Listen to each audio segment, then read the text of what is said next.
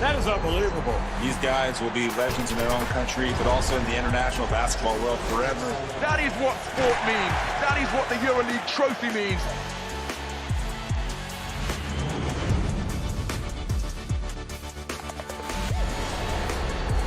Are you not entertained?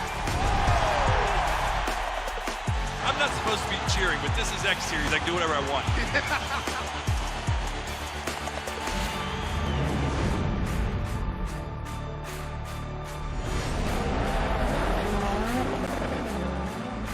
Everything is difficult in this life, so still you need to be on it.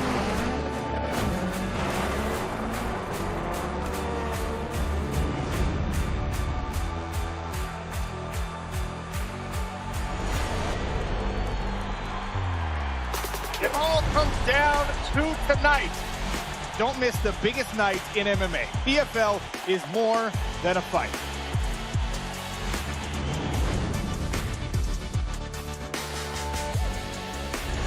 Catching up on any NFL game is easier than ever before. Looking to the end zone for the win! Oh my gosh, one of the great games you'll ever see.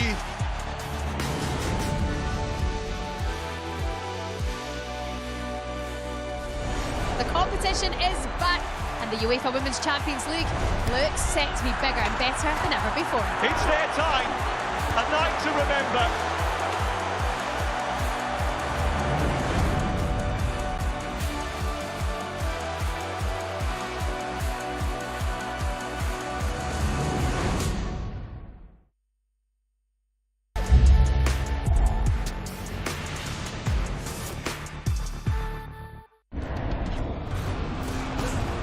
Fight Night on DAZN, brought to you by that prize guy.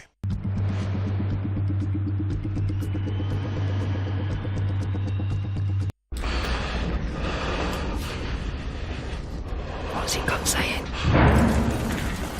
Turn around. I'll join them.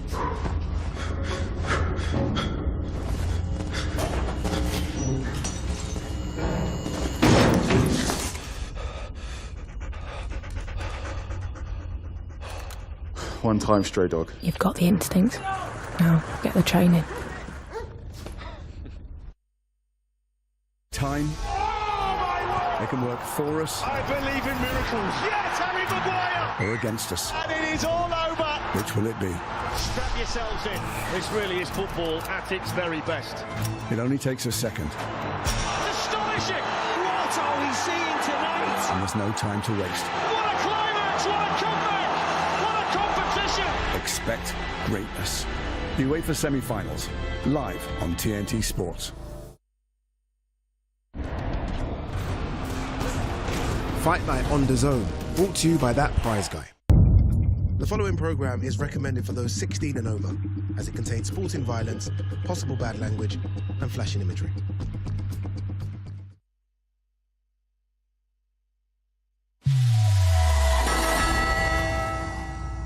This is the moment the world has been waiting for. The judges are ready, the fighters are ready, the boxing world is ready. The fight starts now! Let's go. How do you like it? On the show. So aggressive, so focused. It all comes down to this.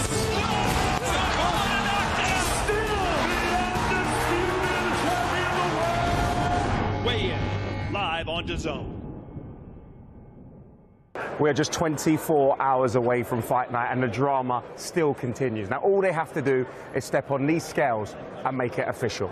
Welcome to the weigh-in for Chris Eubank Jr. against CONOR BENN.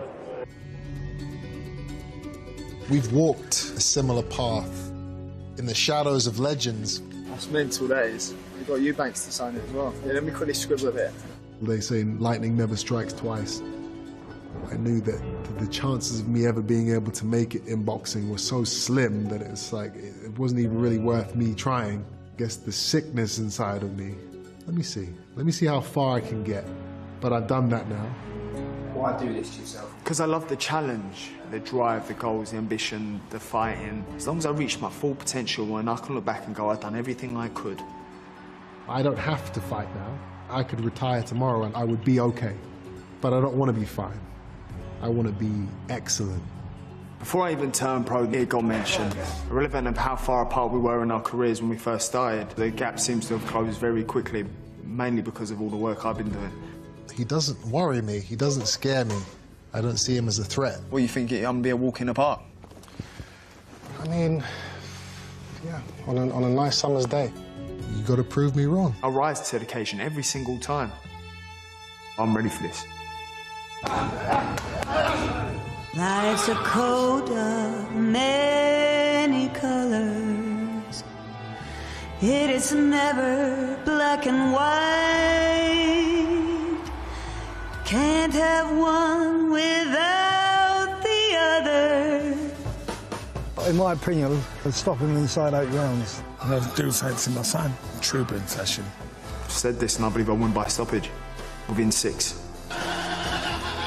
If he's saying it's going to end in 6 rounds, then it will end in 6 rounds. He will end in 6 rounds. Boy is in trouble. Yes! Yes! Yes! Yes! The dark without the light.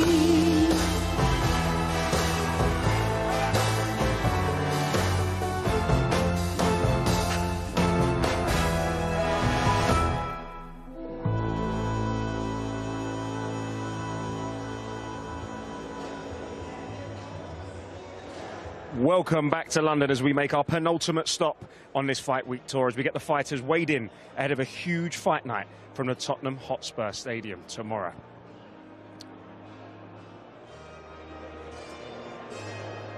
Now, I am delighted to be here at this incredible venue in North London, flanked by 2 of the very best.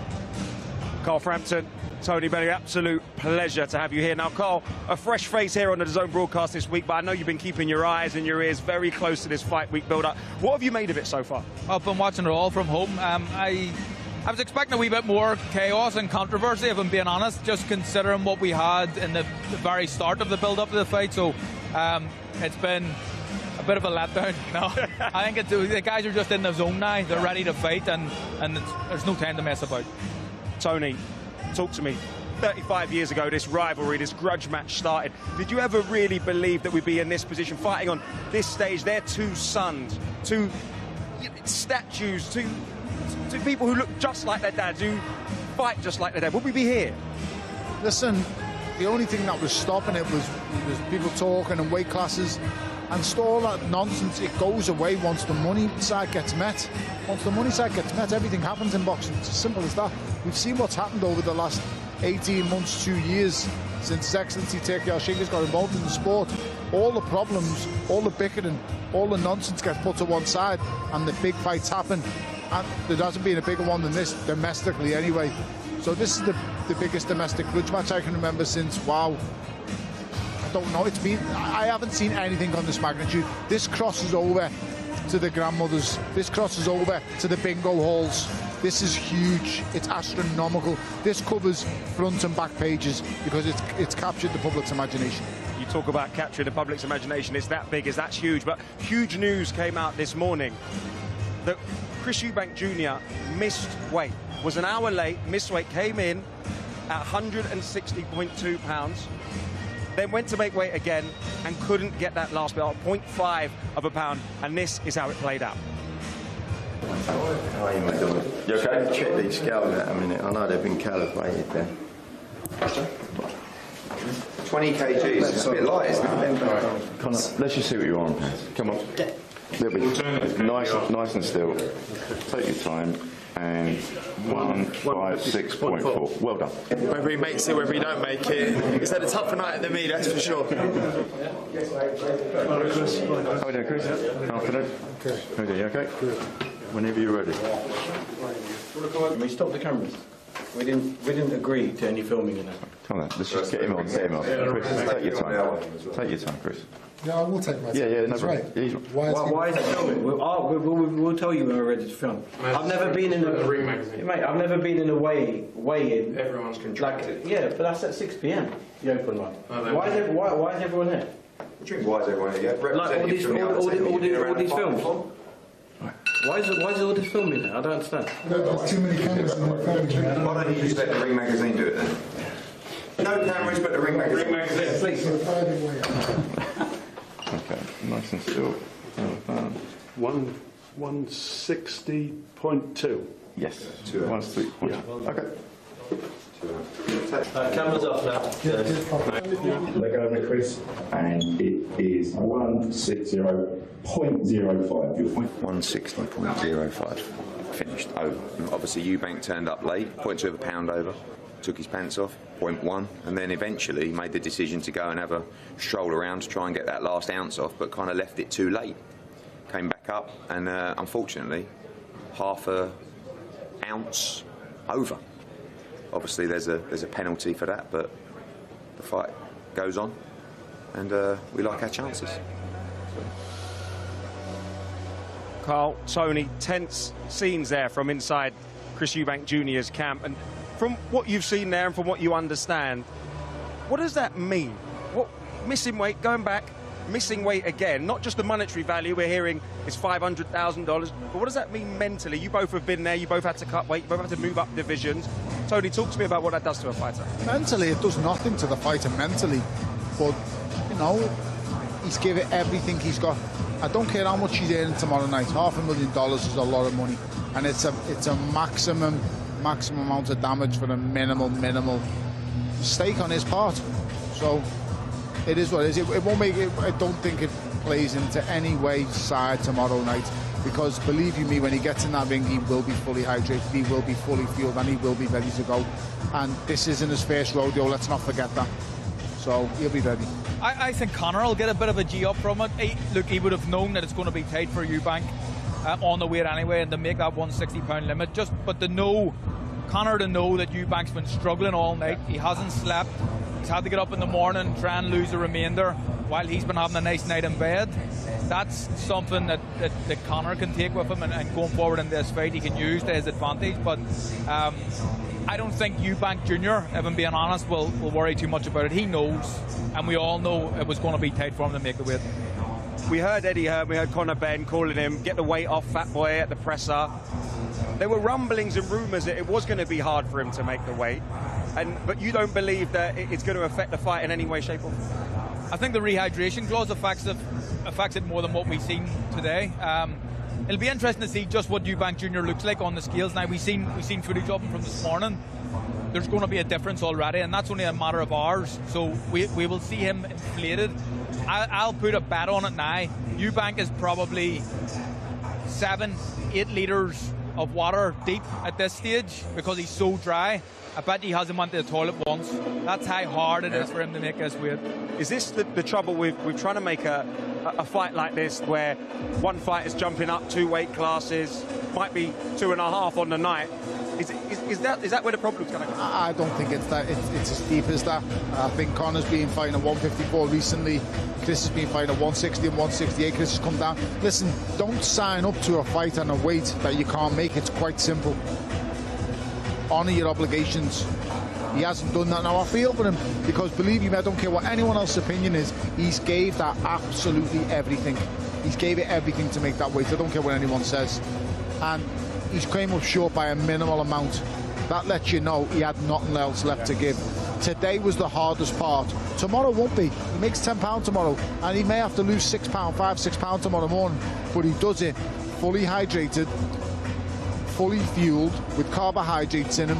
It'll fall off tomorrow morning. He missed it by such a little amount, like half an ounce. He could have, if he had more time, if he didn't show up to the weigh-in so late, he could have shaved that off his legs or his beard, or you know what I mean. You'd have got that off somewhere, but because he left it so late, I think it's a costly mistake. He left it so late because he knew that he was having struggle. Yeah, I was hearing the time he was supposed to be here. No one's late for the weigh-in. I was hearing Eddie Hearn had said that Chris had asked for the weigh-in to be an hour earlier, and then actually turned up an hour late. So, I mean, does that tells you, right, that he's probably bone dry when he...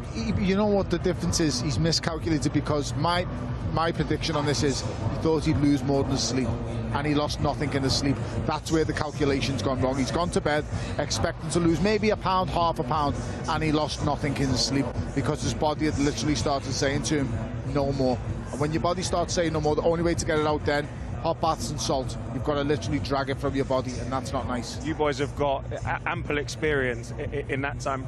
Talk us through your own experience doing that and how it's affected you in fights. Well, I was the IBF champion, so there was always, when I was the champion, there was always the £10 limit the next day. And even for a small man like me, that was difficult to stay within. I used to go to bed at 11.5 pounds, over the 10 pounds, or over the original weight limit, and dry out 1.5 pounds. And I had it down to a fine art. I used to weigh in bang on all the time, apart from once where I had to do a hot bath the morning of a fight, which wasn't ideal, and your head starts going a bit all over the place because it's just not normal. Your opponent's enjoying his breakfast and you're in the bath losing weight. So yeah, it's horrible, and Tony knows about it, doing light heavyweight. I have no idea how he ever made light heavyweight, but he does. I used to do light heavy. I fought with Donna Stevens with the WBC, the Ring Magazine belt in the IBF, after he beat Taborisklav for the IBF, and that £10 thing came in, and I had to get it off in the morning. It was hard. How much, Tony? To get off in the morning. Yeah. I think I'd just done a little bit of a battle with £3, but it came off. I know, yeah. But it came off, and it didn't play on my mind. But I'm not gonna. That's not why I lost. I was just dead at the weight, full stop. I'd outgrown. It's not that I'd outgrown the weight. Age. Once you hit 30, your body changes. It gets tougher and tougher as an athlete, and it's tougher. And Chris is over that 30 age limit, and it gets harder and harder to make weight. Carl's we're going to come back to this because it's a topic that we could talk about all day. It's such a massive part and a storyline in this fight. But guys, on DAZN, it is so much more than just football, just boxing. Greatness comes to DAZN this summer. The world's best players will be summoned together to decide the greatest club on earth. Vinicius, great chance to score. Goats will battle Wonder Kids. Fire will meet ice. From Boca to Bayern, PSG to Palmeiras, 32 clubs from across the globe will compete to be crowned Rodrigo, what a strike that was! world champion. And this summer, Haaland won't be watching from home, but you can on DAZN. In every country in the world. FIFA Club World Cup. Watch on DAZN from the 14th of June. DAZN is the official global broadcaster for the 2025 FIFA World Cup. Club Cup, which will feature 32 of the world's top football clubs. Teams from Europe, Asia, the Americas, Africa and Oceania will compete for the coveted Club World Champion title. Watch all 63 live matches on DAZN beginning on June 14th. And this is what we have to look forward to, a massive fight card. Chris Billam-Smith against Brandon Glanton. We've got Chev Clark in a massive British Cruiserweight Championship fight against Vidal Riley. Liam Smith against the young and hungry Aaron McKenna for the WBA International Middleweight Championship. And of course the third fight, a tasty one, the WBA Intercontinental Light Heavyweight Championship between Anthony Yard and Lyndon Arthur. That is sure to be fireworks there. And of course, the middleweight contest that we've been talking about and thinking about for over 2.5 years. Chris Eubank Jr. faces Conor Benn at a packed-out Tottenham Hotspur Stadium in front of 65,000. And guys, we are ready. I'll leave you in the capable hands of our Master of Ceremonies, Thomas Schreiber.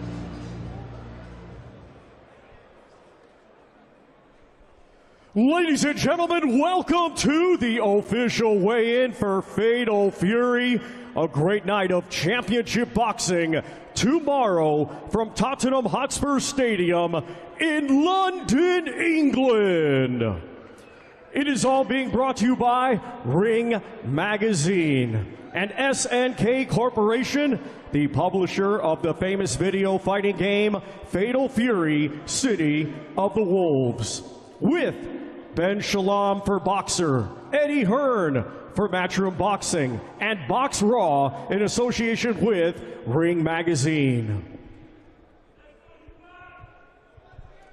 Along with their great sponsors, Public Investment Fund, Visit Saudi, STC, SRMG, Dr. Suleiman El Habib Medical Group, Saudia, the national airline of Saudi Arabia, Jeddah Season, Malaf Cola, Visit Qatar, Core Group, Desert, NHC, Jacko, Sky, Arab National Bank, First Data, Sella, and SMC. A big thanks to those great sponsors.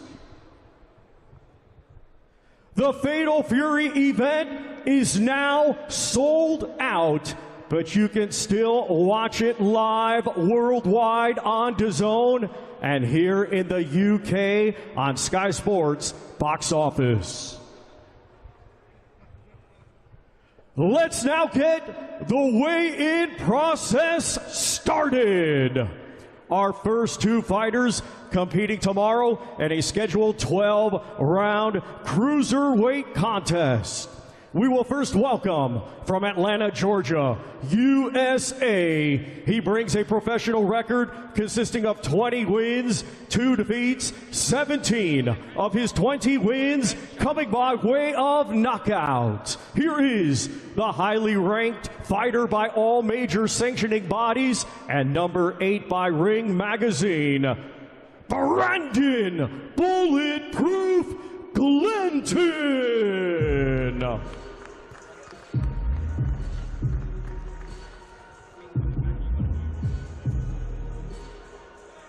And now we welcome the fighting pride of Bournemouth, England.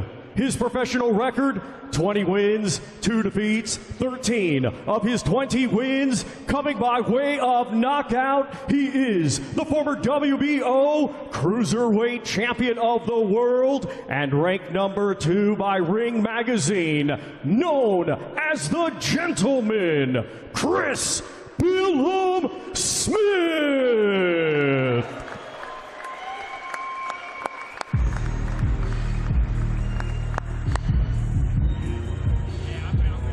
And first to the scale, we welcome Brandon Glenton.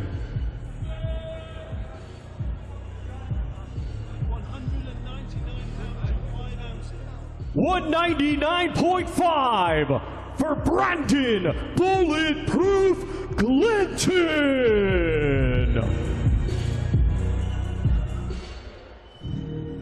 Now to the scale, Chris Billum Smith.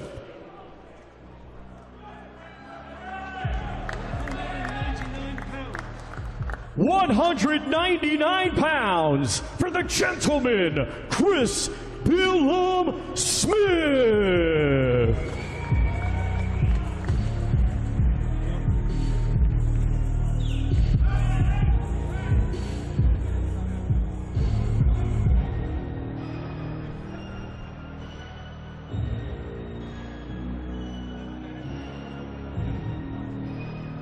Once again, ladies and gentlemen, these two competing tomorrow in a scheduled 12-round cruiserweight contest.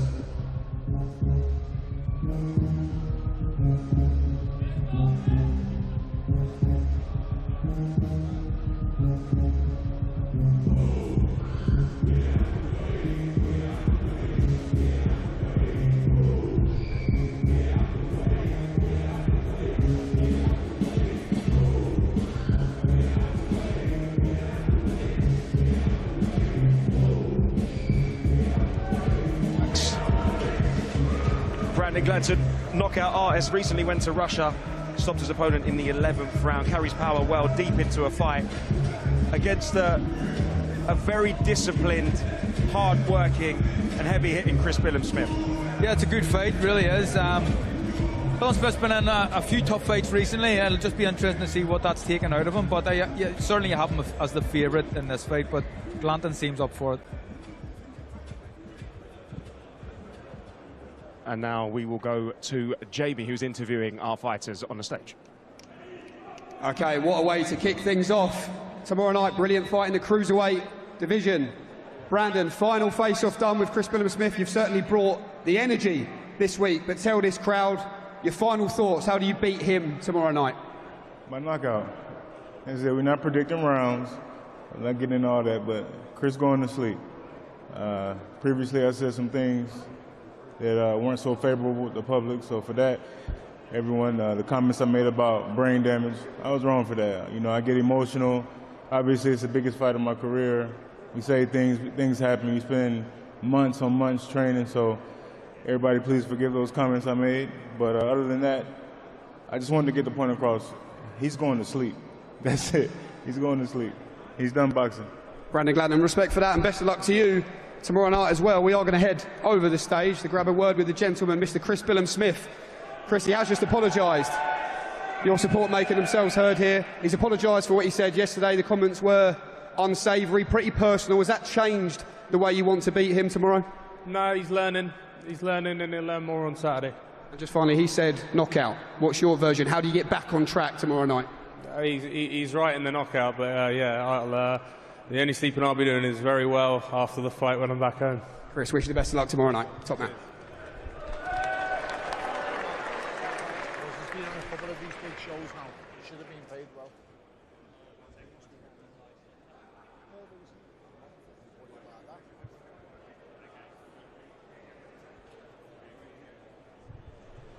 Our next two fighters competing tomorrow in a scheduled 12-round contest, and it'll be for the British Cruiserweight Championship. Let's first welcome the challenger from Tottenham, London, England. He is undefeated with 12 wins, 7 of his 12 wins coming by way of knockout. He is the current English Cruiserweight Champion, Vidal the Realist Riley.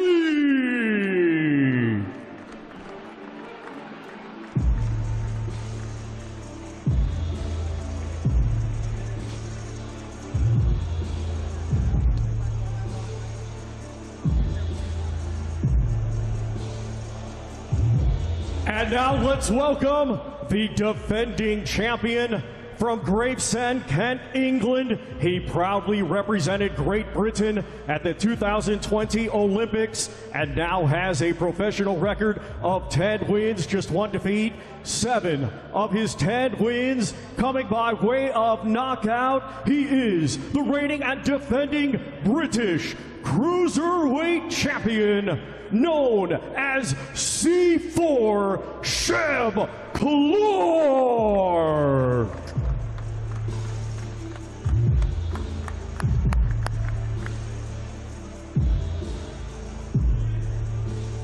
First to the scale, Vidal Riley.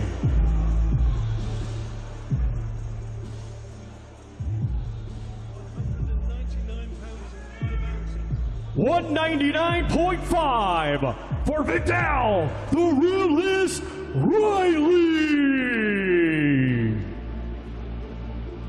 Now to the scale, Sheb Clark.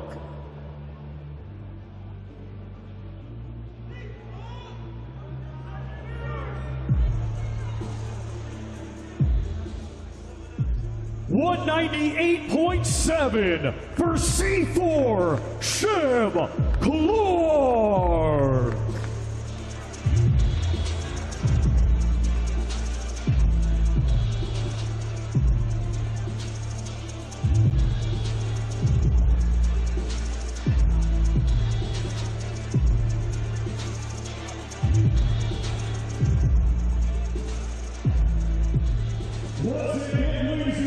These two competing tomorrow in a scheduled 12-round contest for the British Cruiserweight Championship.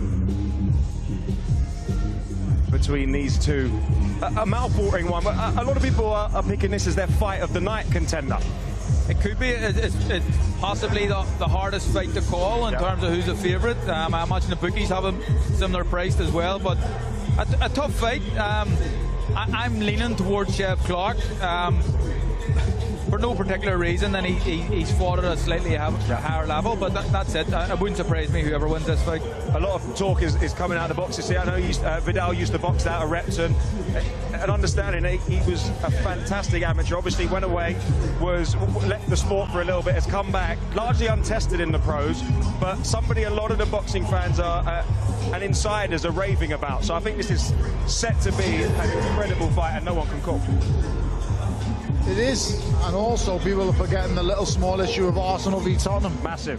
In Tottenham Hotspur's ground. So listen, it's a proper, I don't want to say grudge match because these two have been really respectful to each other, but it's a domestic clash of massive magnitude in this part of the world. You know, in London, this is London.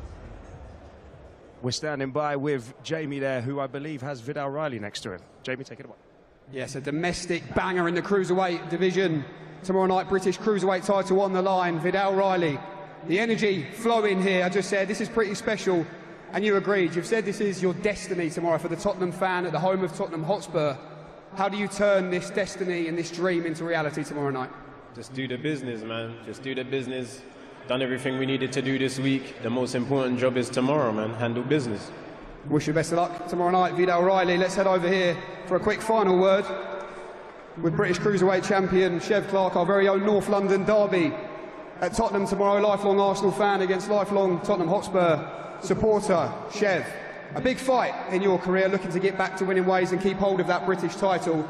How do you do it in this test? What do you see in Vidal Riley? I use my skills. You know, I've got pedigree, I've got experience, and you guys have seen glimpses of it. It will come together come tomorrow night, and I'll go home and still. Chev, wish you the best of luck tomorrow night. Good stuff. Left me hanging as well on stage. Great stuff, Chev.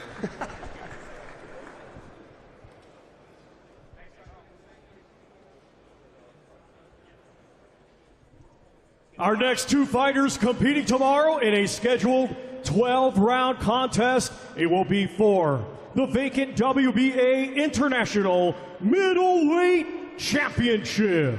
Let's first welcome from Monaghan, Ireland. He is undefeated with 19 wins. 10 of his 19 wins coming by way of knockout. Here is the relentless, undefeated fighter known as the Silencer, Aaron McKenna.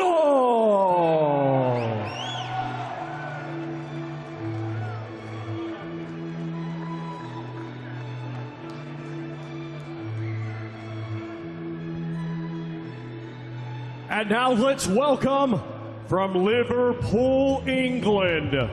His professional record consists of 33 wins, 4 defeats, 1 draw, 20 of his 33 wins coming by way of knockout. Let's welcome the former WBO Super Welterweight Champion of the World, Liam Beefy Smith.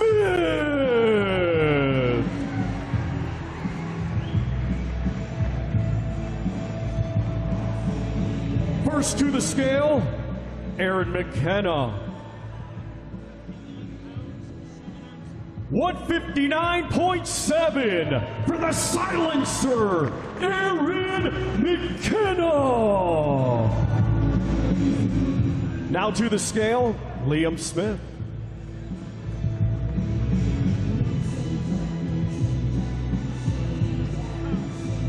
160 pounds even for Liam Beefy Smith. Once again, ladies and gentlemen, these two competing tomorrow in a scheduled 12-round contest for the vacant WBA International Middleweight Championship. Tony, I want to come to you on this one. Liam Smith, Aaron McKenna, a tough fight. A year and 7 month long layoff for Beefy. Up in a tough fight against a young, hungry opponent that wants to bang. How do you see this one going? What do you make of this fight? He's 19-0 with 16 knockouts for a reason. He's obviously got pedigree. He's a good fighter. But Liam is here to show he's not washed up and he's not done. And I think he will. I think he'll come through a tough first 4 to 5 rounds, and then I think he'll see off McKenna in the back end of it. You have to give Liam so much credit for even taking this fight. Like, what? I mean, a lot of people won't even know who Aaron McKenna is. No disrespect to the kid, but he can really fight, and he's brave. That may be his downfall. I think that suits Liam. Well, let's hear from the fighters themselves. Jamie, take it away. Okay, Aaron, fight number 20, and look at this for a stage as well. Intense face-off there with Liam Smith. What does this fight represent in your story and your journey so far? This is what I've been training my whole life for, what a spectacle this is, and I intend to make the most of it. I have the utmost respect for Liam Smith, but I'm too young, too fresh, too sharp, too big for him, and tomorrow night he's going to realise he made a big mistake taking on me. In one word, how do you do it? Devastating fashion. KO always. Great stuff. Aaron, wish you the best of luck tomorrow night. What a fight this is. And let's head over to Liam Beefy Smith. Liam, I just asked Aaron that question. What makes this an important fight in your career? You've been at the very top, but what makes this an important moment for you as well tomorrow? Every fight at you know, a stage of this magnitude is hugely important. You know, the eyes on you. But like I said many times since, you know, the last time I was in the ring, I was, you know, I put in a bad performance, and this time round I'm looking to right the wrongs and, you know, prove I'm still the best middleweight in Britain. And you know, Adam McKenna's a tough young kid, but one not ready for me just yet. Just finally, he says devastating fashion. What's your version of events just finally? Just a typical Liam Smith performance, and you know, I'll break him down, I'll stop him. Top man, Liam, wish you the best of luck tomorrow night.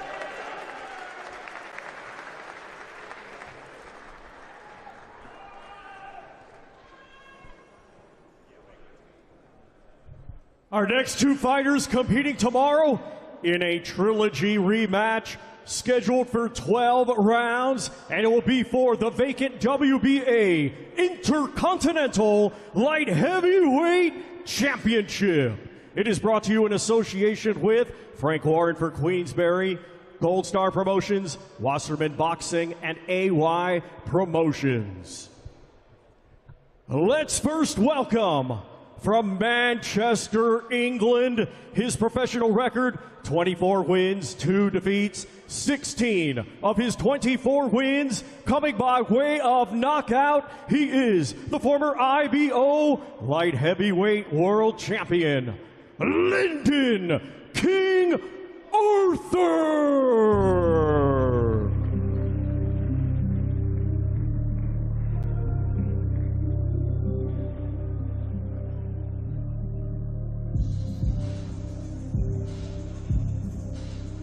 And now let's welcome, from Ilford, London, England, his professional record consists of 26 wins, 3 defeats, 24 of his 26 wins coming by way of knockout. He is the former 2-time world title challenger and ranked number 5 by Ring Magazine. Here is Anthony, the Beast from the East, Yard.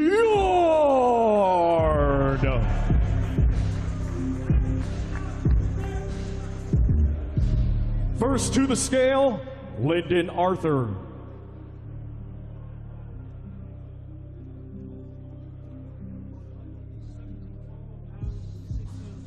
$174.6 for Lyndon King Arthur.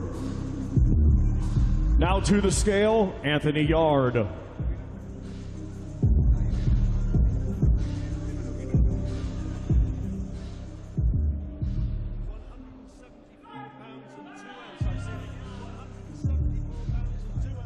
$174.2 for Anthony, the Beast from the East, Yard.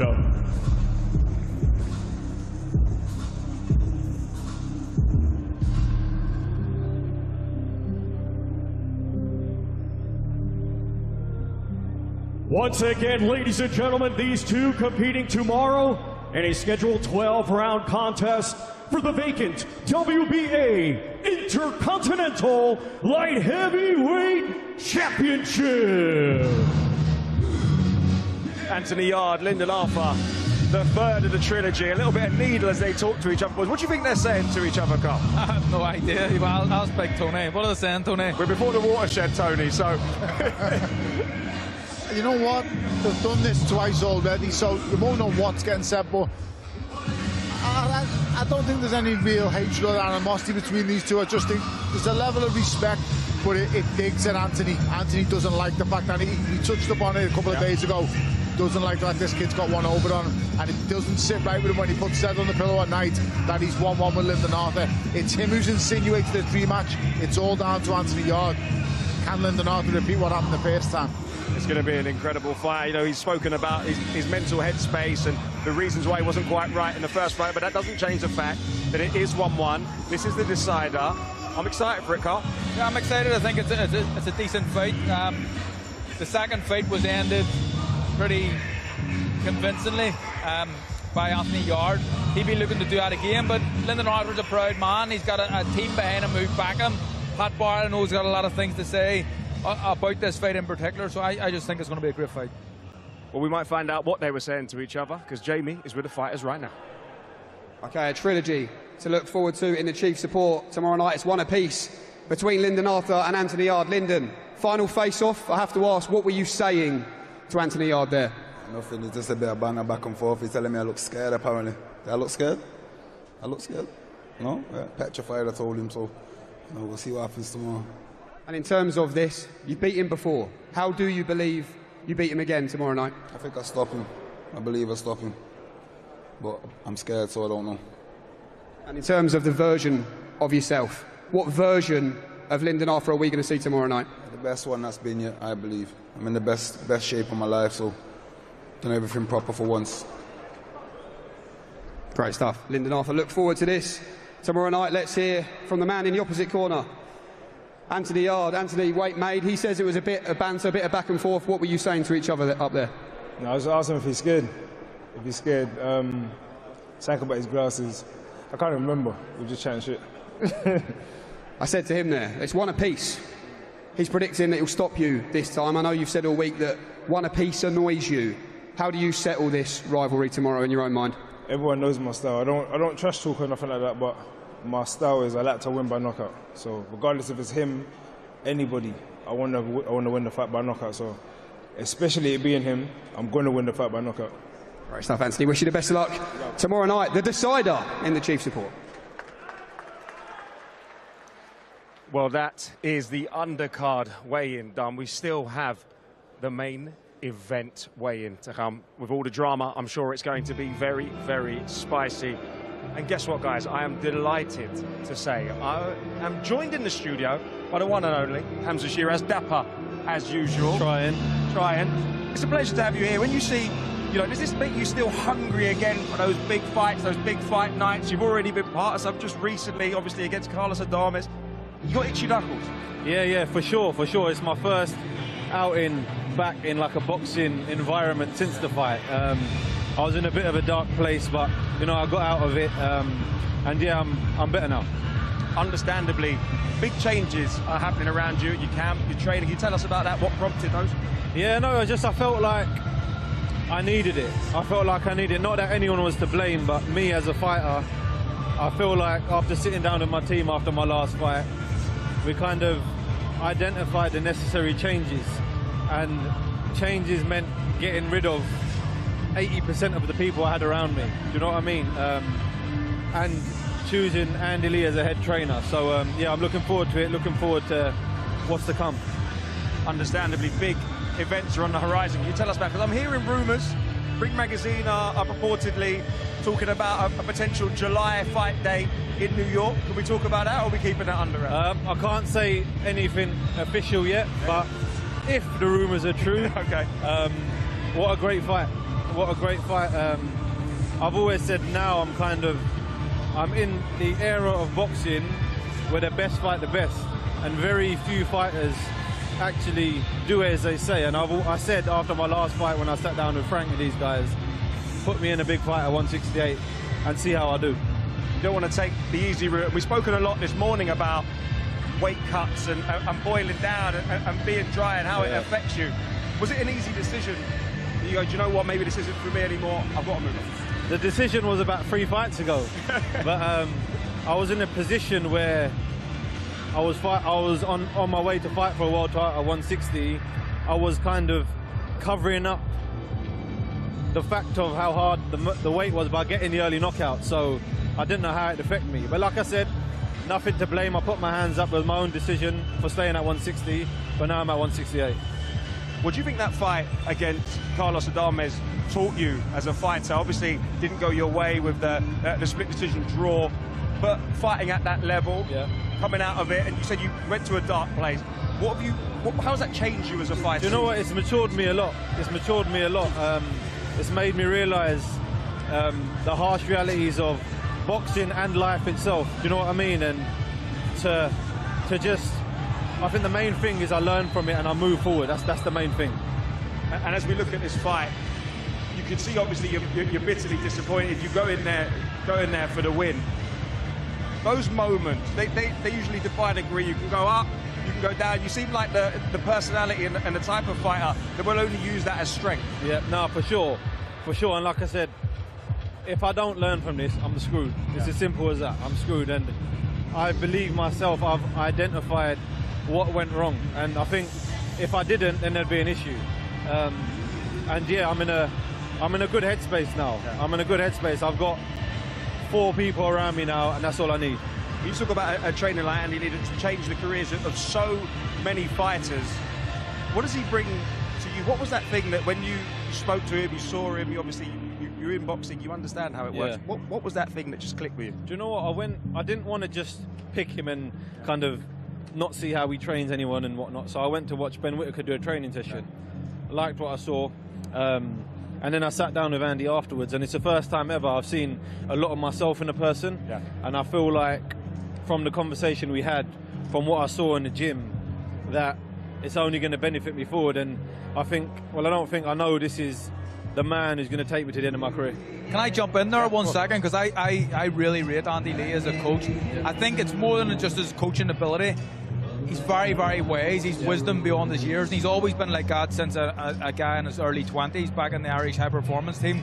But what I think will work particularly well with you is Andy was devastating at hitting people on the end of his shots, lengthening his shots, and look at the lever this guy has on him. So what better man to teach him? I think it's a great matchup. We've spoken a bit about Chris Eubank Jr. Obviously, in this fight week, he's had some things to say about you. You're always quite calm and collected. Yeah. What's it like being here? Have you bumped into him in and around the place? Is there still that bit of needle there? I ain't seen him. I've only seen him that once at the Ring Magazine event. He's an interesting character, isn't he? He's an interesting character. I think as of now he's dialed into this fight as he should be, and I'm watching it as a fan. I'm watching it as a fan.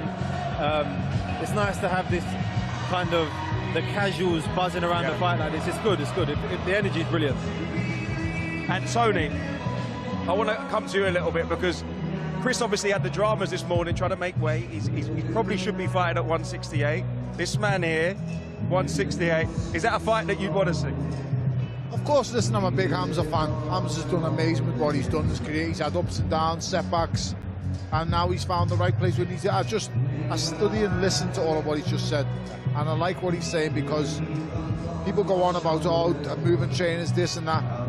Movement trainers is good because it's a different look, it's a different set of eyes, a different approach, and sometimes a change is as good as a break. You get a bit stale sometimes, Tony, don't you? It doesn't matter how good the trainer was at the start, and there's nothing wrong, and no one's to say it's wrong, but he's took that on his shoulders and he's accepted culpability and responsibility for himself, and that's credible because so many fighters come out after the loss and go, it was his fault, it wasn't mine. And because as fighters, we're the best liars in the world because we lie to ourselves.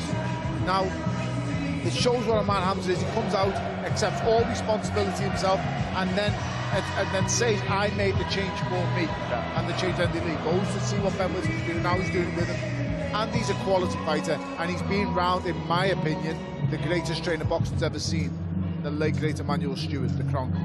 Now, Andy's been around the gyms, he's on the Island Performance team, he's an amateur when I was an amateur, top amateur, brilliant fighter. He's been to Adam Booth as well, he's been different places, so he's got a lot of experience, he's been around world-class fighters, spent so much time in America, Detroit, in that city, sparring. He's got all this to hand over to the fighters. Look at the job he's done with Joseph Parker. He recreated Joseph Parker in a whole new way. He's given him a new career, a new lease of life. And I don't think Hamza needs that, but it's going to help him. It can't do anything but benefit him. And like I said before, it shows the mark of the man when he just accepts and took everything on his own shoulders, just sit there and listen. And you don't have to say anything. It speaks for itself. So I'm wishing you the best of luck. Thank you, Tony. I think only better things are going to come from him. And the experience of that Adames fight will do him the world of good. Right. When you don't get rid of someone that you may be expected to get rid of, when they're still there after them 9-10 rounds, when you're in the championship round, he didn't quit, he didn't give in, hand completely smashed to bits. And here's the easy, just pulled up and said, that's enough, we'll fight another day, and would have got it, by the way, because He's such a brilliant poster for Riyadh season, being an ambassador for everything else, and he says it because he's been fighting, but ultimately he didn't carry on fighting when he didn't have to, and that takes serious cojones, as they like to say. And here's the thing, he didn't lose as well. A lot of fighters, they switch and change things up when they lose a fight. He drew the fight with a busted hand and stuff, so you're still an undefeated fighter, so he's in a bit better position already than other fighters who are trying to chase a win again. So I think the future is very, very bright for Hamza, as I've always have. Hamza, it would be a travesty if I had you here and I didn't ask for a prediction or at least an understanding from you with your boxing mind of how you see this fight going. Do you know what? Leading up to the fight, I was 50-50, and if I had to pick someone, I was picking Eubank. But I've been where he's been in terms of making weight. I know how it affects you mentally. I know how it affects you physically. I've got Conor Benn to win inside 6 rounds. How does he do it? Does he have to come out and throw hell for leather? Does he have to be so busy in those first 6 or 7? Because obviously he's put on a bit of size. He throws, every shot he throws is explosive. It takes a little bit out of you. To be able to do that for 12 rounds, you'd have to have a nuclear reactor in your chest, and obviously nobody has that. Does he have to try and throw hell for leather early? I think he has to do what he's been doing. He's the younger, fresher, more energetic fighter, and like I said, I think within 6 rounds he'll get knocked out. Wow, that is a bold prediction. Does that make you feel gutted because it's a big fight for you? Pardon? Does that make you feel like, oh, I'm gutted this is going to happen? You know what? Like I was saying, from a selfish perspective, I'd need Eubank to win, because down the line it'd be a good fight. But in the in the reality of things, in my opinion, I feel like he's going to lose. We've got to talk about the other middleweight fight, Aaron McKenna, Liam Smith. How'd you see that one going? I wouldn't say, I'll be doing Liam a disservice there, old beat young, but it is a hungry young lion up against a stalwart of boxing, somebody who's been there and who's done that. How do you see that fight go? I think Liam Smith is going to win, just due to his experience. He's gone up a weight as well, fighting at 160. Aaron McKenna's dad doesn't do him no favours talking that much shit online. So yeah, it's interesting. I see Liam Smith getting a late stoppage. I love having Hamza on the show because he pulls no punches. He does it. He's purely himself. I didn't even know his dad was online, so it's the first I heard. I didn't even know. So he gets the right. He obviously a mini version of Garcia's dad. I haven't seen him. Have you seen him? I'm very rarely on social media, so I haven't seen him, but I've heard a few things. Yeah. Wow. He's a bit nuts. He's got his ears to the ground. We've got to talk about another super middleweight contest happening live on DAZN next week. Main man, Canelo Alvarez, William Scull, who's a lot of stuff been. I think he's probably catching a few strays. He's probably online seeing some videos of Nigel talking. What's going on here? But how do you see that one go? In all honesty, I haven't watched much of William Scull. I haven't seen much of him, so I just feel like Canelo's going to do what Canelo does. Get the unanimous decision victory, possibly even a late stoppage, and continue to dominate. I mean, he is the face of boxing, as they call him. I mean, there's been some incredible events. We've got Riyadh season now, ring card events over in Saudi that have really pushed the mantle in terms of what boxing can offer. What do you think the atmosphere is going to be like over there? Unreal. It's going to be unreal. Listen, you've got to remember what you've got at stake. History, spite. You've got 2 fighters who genuinely don't like each other. And I'm sure Tony knows, if anyone knows, what's that's like and what it brings out in the fight. So we're all in for a treat. Tell me, what does that do? Because I don't feel like Conor Benn is probably the best at taking the emotion out of fights. Whereas Chris is steely, he's a showman. I don't think whatever goes on in his head, you would never know. He's like a duck. The legs are going crazy, but on the top he looks calm. I think he uses the emotion in a good way for himself. Like he fights, he's an aggressive fighter. He seems to be an aggressive person from what we see at the weigh-ins and workouts and everything else. But I think he can use that to his advantage. He doesn't want to be meek and timid when he gets in the ring. If this is his persona outside the ring, I think we're going to see him go forward. But I do think he needs to be careful not to walk into an uppercut. Eubank has a very good uppercut, and Conor kind of leaning over his front foot. That might be the shot that Eubank tries to land. When you see Conor and Chris and that 3-4 minute stare off, does that not take anything out of you? You know, usually it's like, right, all eyes, let's do our fighting on fight night. They've done a lot in this build-up. There's been some shenanigans. There's been, the dad's talking. It distracts you, no? I think, like you said, what we were just talking about before, it all comes down to how you are as a fighter. Some fighters feed off it, and other fighters use it in a negative way. And I feel like the only way it could affect Conor Benn in a negative light is due to the lack of experience of being on a big stage like this. He always comes out, when you talk to him about that lack of experience, he says, as a 19-year-old kid with no amateur experience, walking out at the O2, a packed O2, that's pressure, right? So he feels like he might not necessarily have the same resume as Chris Eubank. He might not have fought on those big nights, have had those rivalries. I think he's only trying to fool himself, I'll be honest, because a fight of this magnitude, when you've got your father's legacies at stake, that's pressure there. And that goes without saying, really. Listen, he's going to feel it, but the reason why he's so confident is he knows in his heart of heart he can't work any harder. And when a fighter puts it in the gym and knows he's got no boxes left to tick, knows he's left no stone unturned, he walks in so confident. And that's what training to the maximum you've got gives you. That's why when you see fights walk in and you think, how is he just so confident? People call it cocky. It's not cocky, it's just pure confidence and believing what you've done away from the cameras. Behind these lights, there's another life, it's called a camp. If you tick every box in that camp, you come into them lights and you shine. That's how it goes. And we're talking about the man, and he's actually just behind us now. He's about to head down the stairs. He's in the building. He's hearing a lot of Eubank shouts. He's probably not used to being a bit of a villain, right? He was the people's champ, and Eubank was the villain.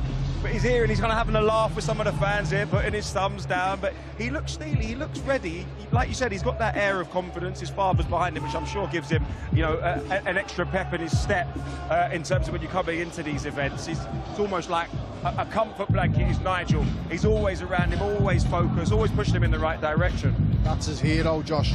That's his hero.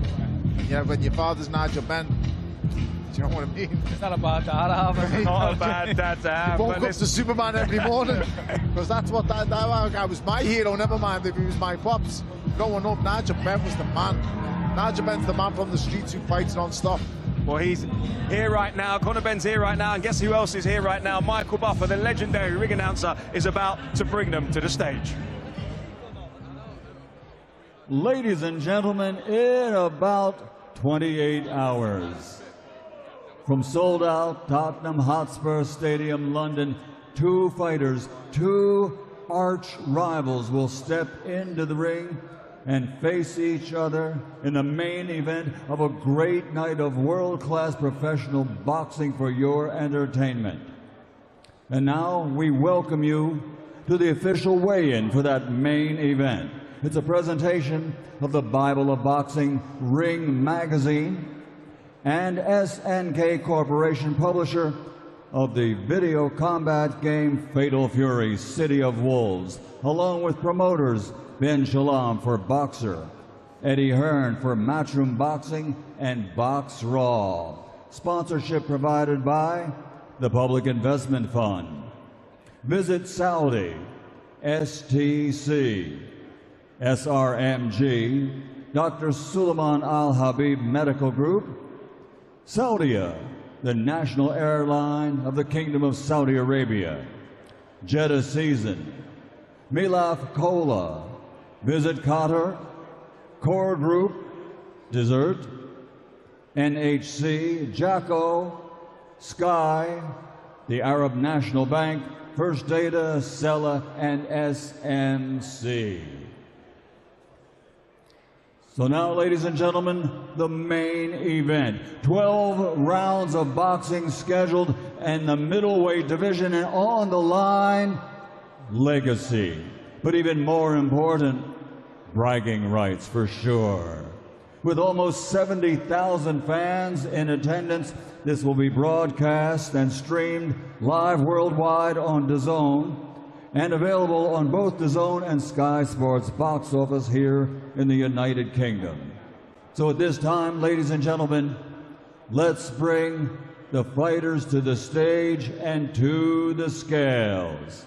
First, from London, with a perfect professional record consisting of 23 fights, 23 victories, including 14 big wins by knockout, He's the European Continental Welterweight Champion.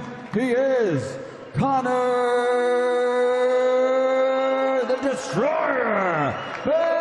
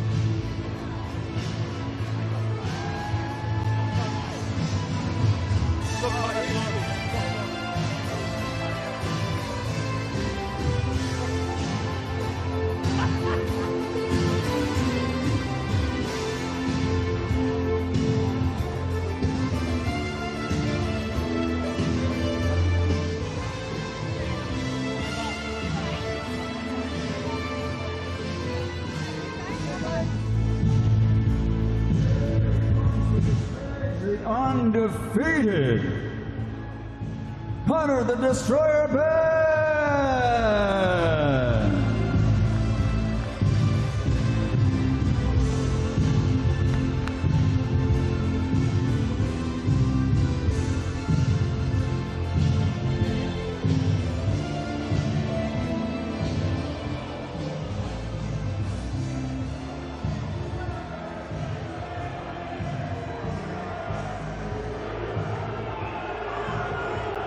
And now making his way to the ring from East Sussex, his professional record an excellent one, 34 victories, 25 big wins by knockout against only 3 defeats. He's the 2-time IBO Super Middleweight World Champion and the current IBO Middleweight World Champion, Chris Eubank Jr.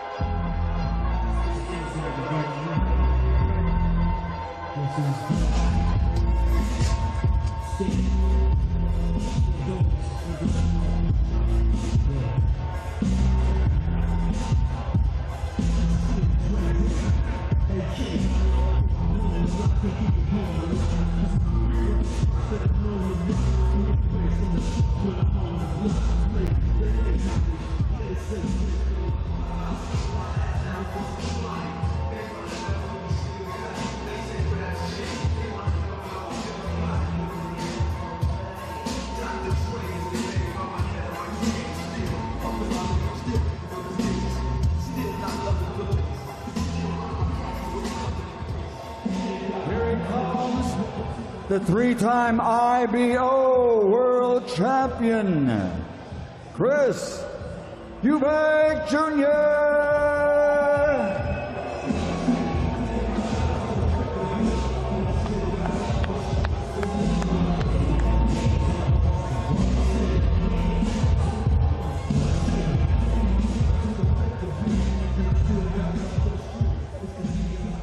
First fighter to the scale, the Destroyer, the undefeated CONOR Benn.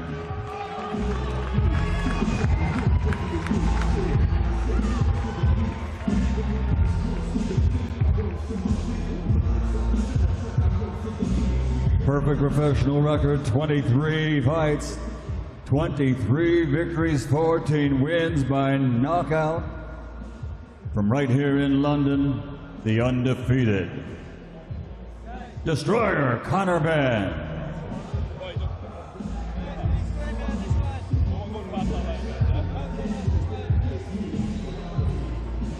Stepping onto the scales. 156 pounds and 4 ounces. 156 pounds, 4 ounces. For CONOR, the Destroyer Benn.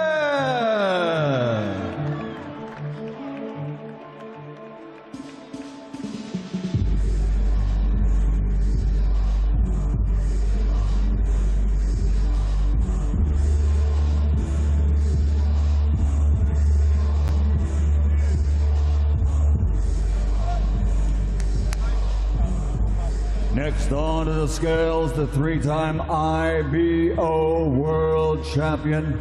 Again, his record, 34 victories, 25 wins by KO. Two-time super middleweight champion with the IBO and the current IBO middleweight champion, Chris Eubank Jr.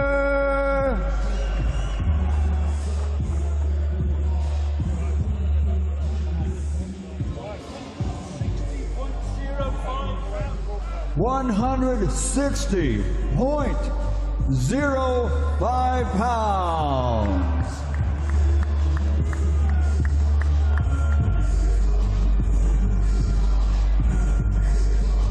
Scheduled for 12 rounds of boxing tomorrow night at Tottenham Hotspur Stadium, London. The grudge match the world has been waiting for. On the line, legacy. On the line, bragging rights. It's Ben versus Eubank Jr.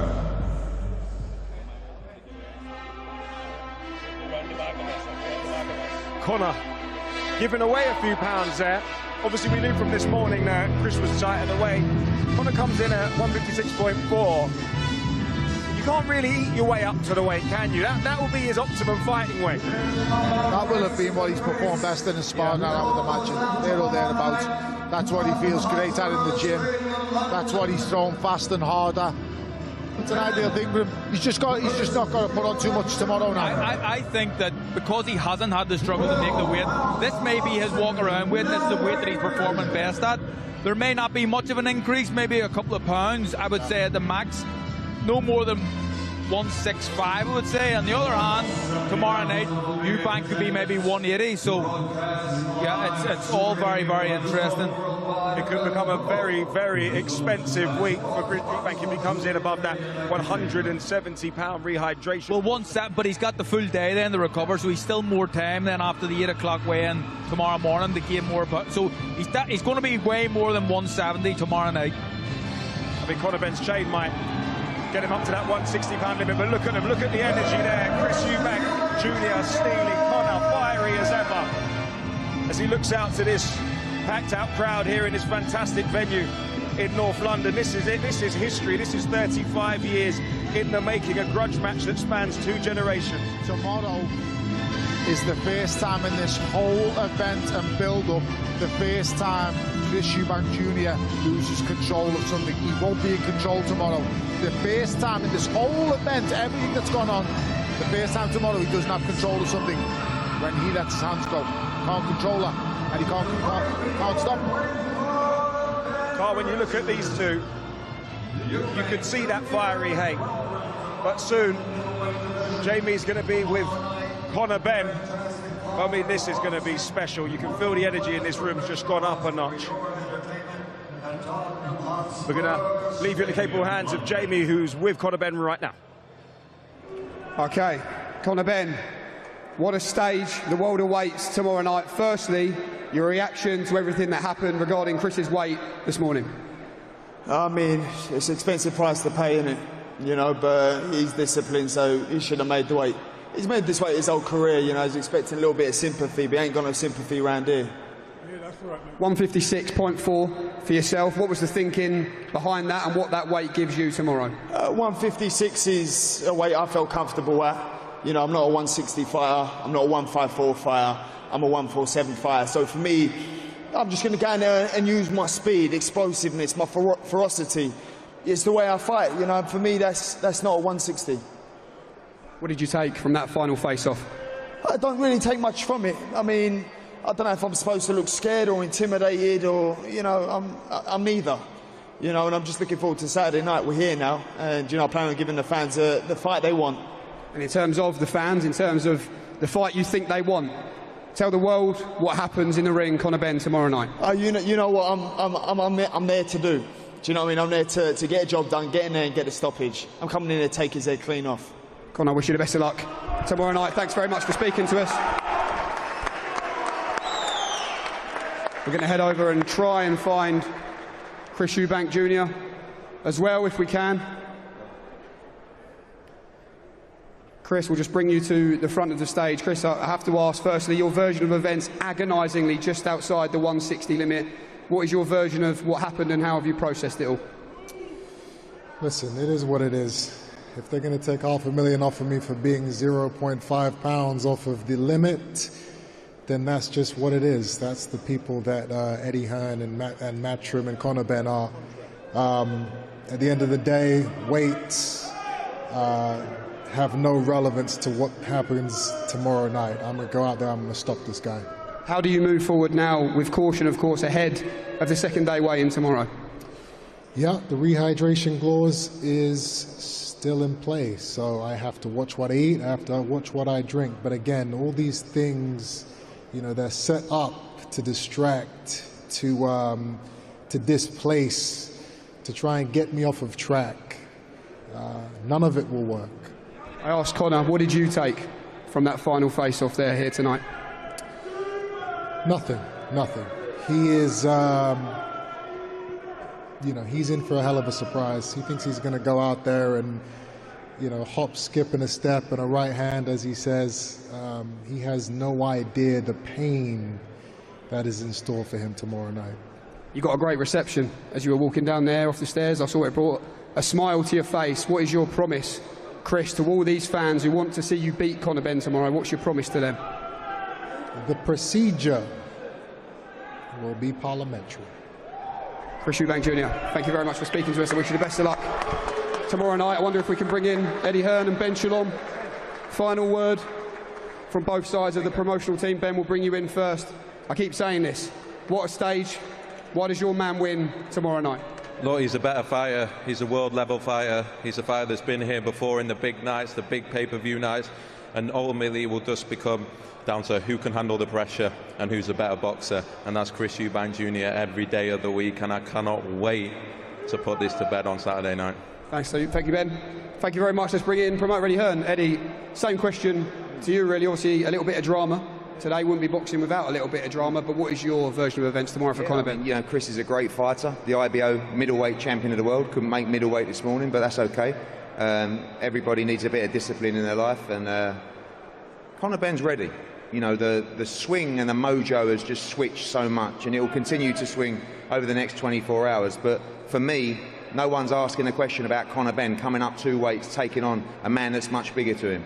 And you will see him chop down the tree tomorrow night in front of 65,000 people at Tottenham Hotspur. His father will be there ring walking with him. This means so much to the family, the legacy, everything. I've never met a young man that wants to win so bad. Everything that he's been through over the last couple of years, God works in mysterious ways. Watch us get justice tomorrow night. Watch him take out Eubank. I thought 6 rounds. Conor says inside 2 rounds. We'll split the difference. Ben inside 4 rounds. Thank you, Eddie. The talking is over. All that's left to do is fight.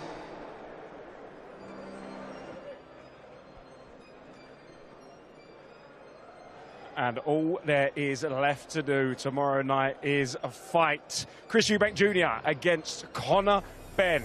Powered by Fatal Fury, City of the Wolves, live on DAZN at 5 o'clock. Now, you can buy that now at DAZN.com/boxing.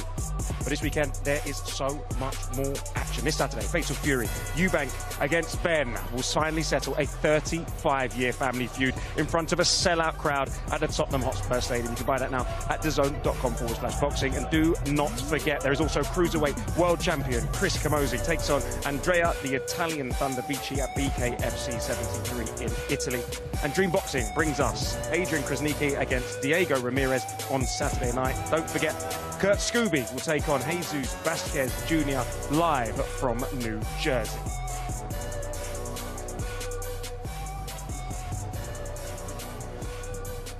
Remember, you can keep up to date with all of the events on offer by heading to the DAZN platform and going to the schedule section, where you'll find the live action, including the big one this weekend.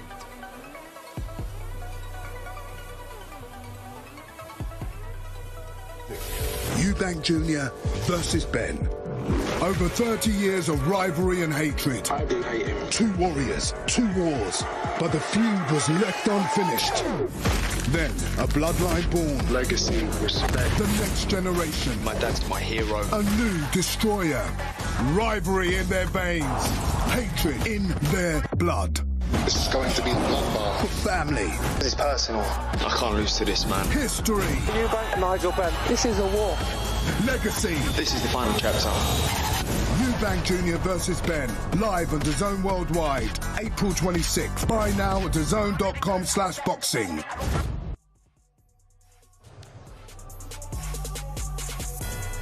This Saturday's Fatal Fury Eubank Ben kicks off a string of big fights coming your way on DAZN.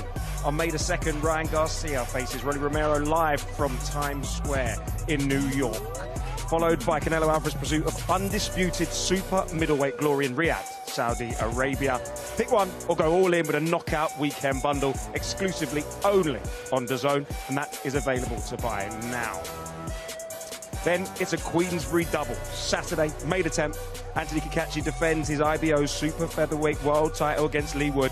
Then May 24th, Josh Taylor makes his Queensbury debut, moving to welterweight to face Eko Asuman in Glasgow. All part of the 185 fight nights each year that are live on DAZN.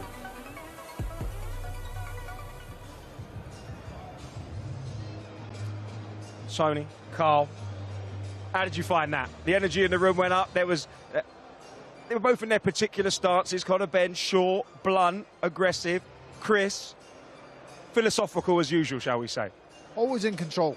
Always in control. Like I just said before, tomorrow night is the first time in this whole event since this got announced that he's not in control tomorrow night. And this is the first time. And I think it's going to shock him. He's never in his whole career had someone fly at him out the traps and be relentless and not stop. It'll be interesting to see how he deals with it.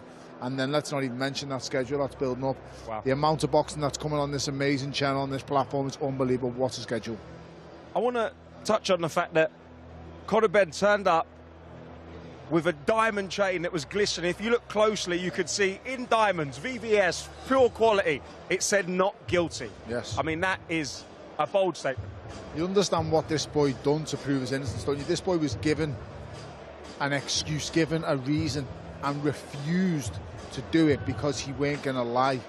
This boy was given that would have been swiped under the carpet, time saved on a ban, everything. He all wants him to say it, and he refused to do it. And it's cost him nearly his livelihood. The boy's nearly lost everything in trying to prove his innocence, when he could have just went, you know what, I made the mistake, I took my wife's whatever. Understandably, you look at Conor Benn, I think it's purported that he's spent over £1 million to prove his innocence. And I mean, if that's not a statement, then, you know, the diamond chain is. But it's all led us to this point. Chris Eubank Jr. against Conor Benn. Surely nothing can happen now to upset the fight. Oh, I hope not. Look, I'm in the other camp where I think that you shouldn't fail drug tests, no matter if it's an accident or not. I just don't think you should, and as a boxer you should be heavily fined or banned or whatever. But that's my opinion. But no doubt, without that happening, this fight wouldn't be the size that it is. So, I mean, strange things happen in this game, and that's why these guys are earning absolute millions tomorrow night. But I thought Conor looked really, really relaxed up there. He looked confident as well. Eubank is Eubank, relaxed, philosophical, like you said. Nothing really gets under his skin. Both guys seem confident though, so I'm genuinely, I don't remember the last time, well I do, Beterbiev Bivol, which wasn't that long ago, but before that, I don't remember being as excited for this fight. Listen, I stand on what Carl says also. I believe any fighter failing for anabolic steroids should be banned for life, and I'll stand by. I don't care whether you mean me, whatever. I've said this numerous times about fights who are doing it and failing. Once you ban one for life, trust me, it'll stop. Absolutely. It will stop. But I believe it's got to be anabolic steroids. I believe it's got to be literally, it's cast iron, it's on there, it is. Not some kind of over-the-top counter thing. You're drinking in a vitamin drink or something like that. I'm not saying that's not wrong, you still get a slap on the wrist, but the person who fails for anabolic should be banned for life. And it's happened enough times to make an example of someone. And then secondly, the attitude of both, the persona of both that they're giving out there. Chris is always in control. He controls the narrative of everything he's doing. And if I'm being totally honest, he's controlled Conor the whole period through these press releases, through press conferences, media workouts. He's controlled everything and everyone. Controlled Piers Morgan and Eddie Hearn, I think, as well. That's hard to do. He's done everything, and he's brilliant at what he does. But like I touched on before, tomorrow night he's not in control, and I want to see what happens when he's not in control, because he might be the one to fall apart. We just don't know. Listen, Conor might just be exasperated. He's the one, to me, who's more emotionally invested in this. Yeah. I think to Chris, this is a full-blown job. You know, whatever happens here, Tony, it's going to be so difficult for the loser. How's the loser going to deal with it? I think it's the difference in the loser is, Carl, I think if Eubank loses, for Conor, I'm going back to 147. I regroup. I fight for the world title probably still. You know, I have one comeback fight and I go for the world title. If Eubank Jr. loses to a career welterweight, he's bang in trouble. Yeah. Because I thought he was done after the Smith loss the way he lost. Okay, regroup, and that was a quarter of Liam Smith that he faced in the rematch. But it doesn't matter. You can only beat what's in front of you. But ultimately, they've both had things to regroup from and rebate. But if he's to lose, believe you me, one man's career is on the line tomorrow night, in my opinion. The other one, it's a devastating loss. It's more of a pride issue, I think, than it is as a career issue. I mean, Conor Benn's ranked third with the WBC, so you know he can go back and rebuild himself. Whereas Chris, after having come out with this demeanour, and he's always chased the big fights, right? This is the reason why he is in this fight, right? It's the family name, it's the grudge, but it's a massive fight and it's a huge payday. He chased the Canelo Alvarez fight, he chased the Triple G fight, and it's probably allowed him to open himself up to some level of criticism. So how will he get himself up if he loses this fight? Will he want to get himself up for a mid-level fight? As you see, Chris Eubank Jr. actually is by himself walking around this venue, which is very, very brave. But it does show that he's now the man of the people. Good on him. Yeah. I didn't need to be. He didn't come with a walk down the zone. It's only him. Walk down the stairs. That's it. Yeah. You've got to understand. He's getting in the ring. It's him who makes the decisions. He controls everything in that camp. When we watched the media workout 2 days ago, he told his he told his trainer Jonathan Banks to stop hitting pads. Then he told his other coach to come in and put the body bag on. I'm going to smash you for a bit. It's a different world. I don't like that. Yeah. A coach is the matador. A coach is the coach. I'm paying you to do a job. Coach me. I don't tell. If you're telling a coach he ain't doing the right job for me, but listen, it's each to their own. It works for some, it doesn't work for others, but he's in complete control. Like I said, he's been in control from the get-go. The only time he's not in control is tomorrow. Well, we're talking about being in control. I understand that Chev Clark and Eddie Hearn are struggling to gain control of their Fatal Fury fighters. Let's see what's going on down there. Okay, how about this then? Tomorrow night brought to you by Ring Magazine, powered by Fatal Fury City of the Wolves, available now on all platforms. And as you can see here, Eddie Hearn and Chev Clark are doing battle. Eddie recently said he'd never had a Big Mac, and I just wonder, have you ever played a video game, Eddie Hearn? Every night, yeah. I play Fatal Fury most nights. GS4, Nintendo, Xbox, all of them, yeah. What are you enjoying about the game and this fight against Chev? Boom! 2-0. Look, it's actually, and it's me as well. Look, they've actually modelled me as well. They've got the hair. I wish I had that hairline. I've got the same pecs though. Game. Unlucky, mate. Okay, Chev, reaction 2-0. I mean, you play quite a lot of Xbox, I believe, so that must be quite disappointing. Me, I don't even have a PlayStation. Where I'm from, we can't afford these things. Okay, that was fun. Fatal Fury, available now on all platforms. Back to you guys. There is always a different flavour, a different energy at these events on the Ring Magazine cards, on Riyadh season cards. It's special. But did you ever think that you'd see Chev Clark playing Fatal Fury with Eddie Hearn? Boys will be boys. Simple. Do you fancy yourself as a bit of a gamer? I can play. You can play? I can play. Well, I think we could actually put you in the game, because we've been mocking up some Fatal Fury characters, Tony, and we actually put you in the game. Let's see how you look. This should be fun. It's worth the wait. Oh, yes, Tony. Has it? Oh, wow. Nice one. Thank you very much. I'll have that all day. When that happens in my dreams, and then I wake up and then I look in the mirror and see Mr. Soft. Fantastic. Thank you very much. I think that was you down at light heavy, wasn't it? Oh yeah, well, I didn't have that much muscle. I was a lot more leaner and thinner than that. But yeah, I did have six-pack and I did have a few little. You want to get that printed out? Oh mate, listen, I need to just get that tattooed onto my body. I think it would work, but you're not the only one we've been planted into the game. Carl, you don't get away scot-free. Let's see what you would like as a look at the looks like something out of the Warriors. Here, they made me half decent looking as well. What do you think? What do you think about the size of the biceps? I've not seen them long. Lion lad. Here we go. Used to be bigger, but they've definitely made me prettier. I think I've actually seen you turn up to some broadcasts in one of those sleevers. I thought that was a picture of Brad Pitt or Carlos. Let me tell you, the surprises keep coming, right? Because we talk about rivalries.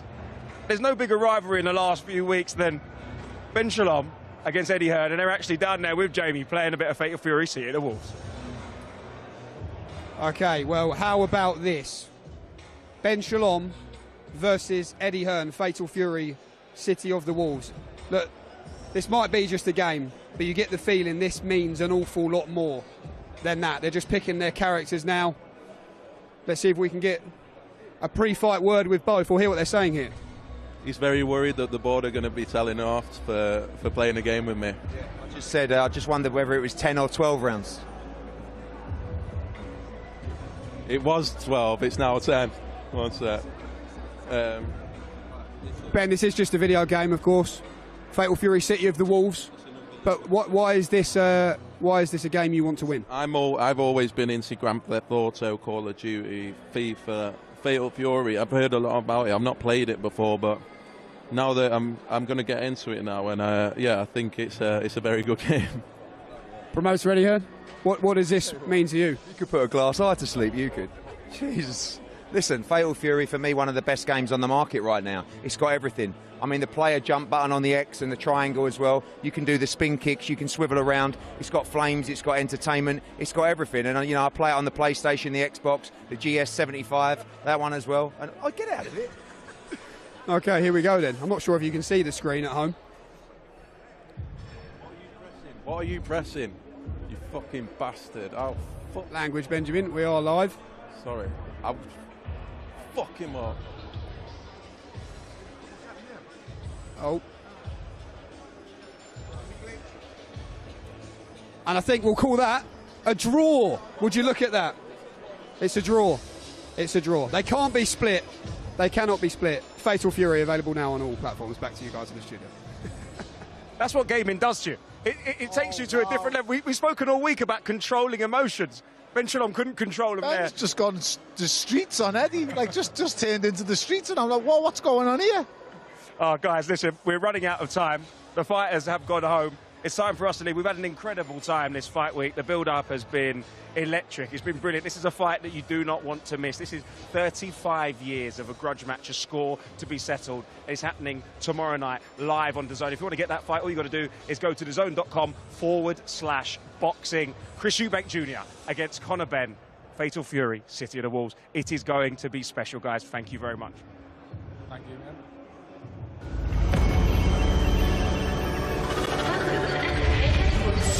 SNK 本部へようこそ。ここでは画廊伝説のすべてが保管されています。Here you can see our server room where millions of players are playing online as we speak.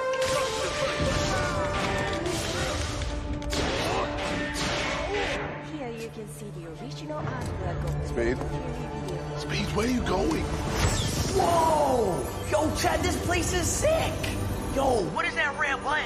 Bro, don't do anything stupid. Nah. It must have a new game in this. Chad, should I hit the red button? Do not press the button. Chad, should I take it? You're mine. Let us finish what your fathers couldn't. Speed, do not press the red button.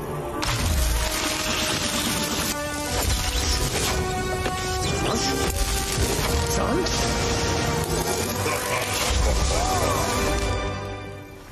Oh no.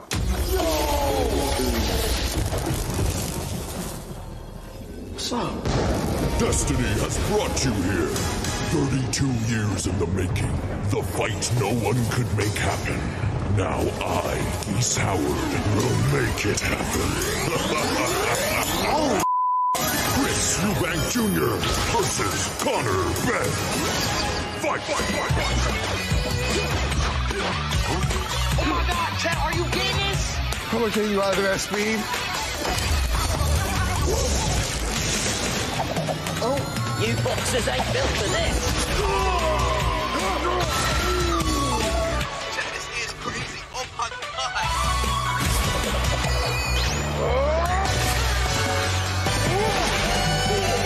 Come on, son. Yeah. Okay. Reset.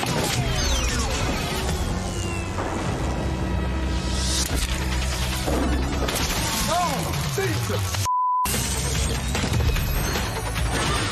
Damn.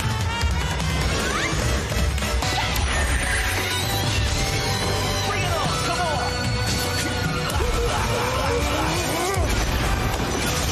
What's up, man? Time to end this. Oh, thank God. Help, my friend's stuck. Ow!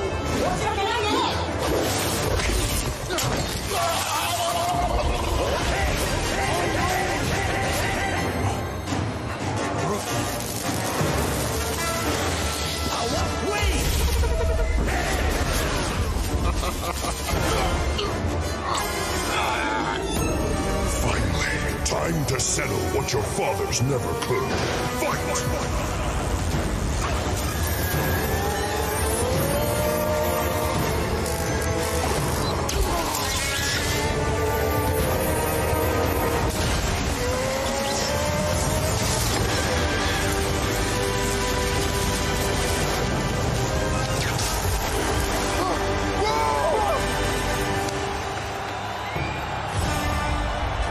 The fight that started a legacy continues. Chris Eubank Jr. versus CONOR BENN. The fate of a family legacy will be decided.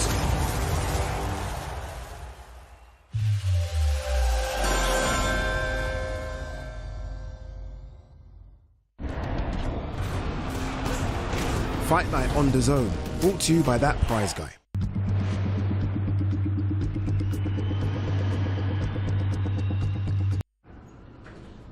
What you got there? £4 lunch from Domino's. £4? Sharp. Yeah. High four, babes. High four. High four. High four. High four. High four. High four.